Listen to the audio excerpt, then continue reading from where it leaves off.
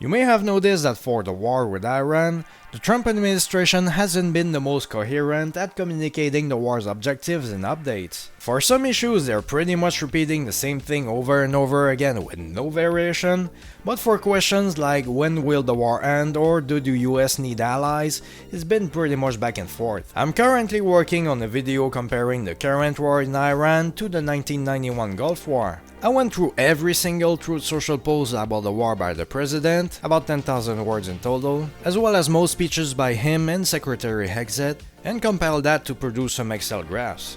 Here we go. So this here two curves, in orange for when the war will be run militarily, and in blue when the conflict as a whole will be over, be it in a long time, we don't know, soon, so a matter of weeks, imminent, so a matter of days, or it's already won. Here the timeline of the conflict for reference. What I find the funniest is when they contradict each other during the same day, sometimes by a wide margin.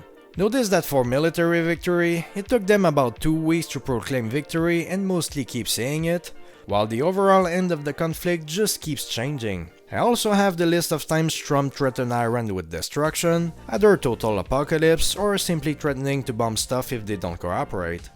I can also add the number of Iranian attacks on Arab neighbors and the number of ships attacked. It gives a good perspective. For both, the curves went down pretty fast compared to the first days, but still they remain considerable.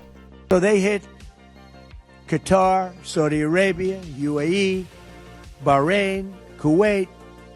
Nobody expected that. We were shocked. About that question, I looked at declarations on the necessity of allies in the war, especially for the Strait of Hormuz. So here is, we don't need their help, then it'd be great if they helped, and finally, why aren't they helping? Nobody knows what I'm going to do.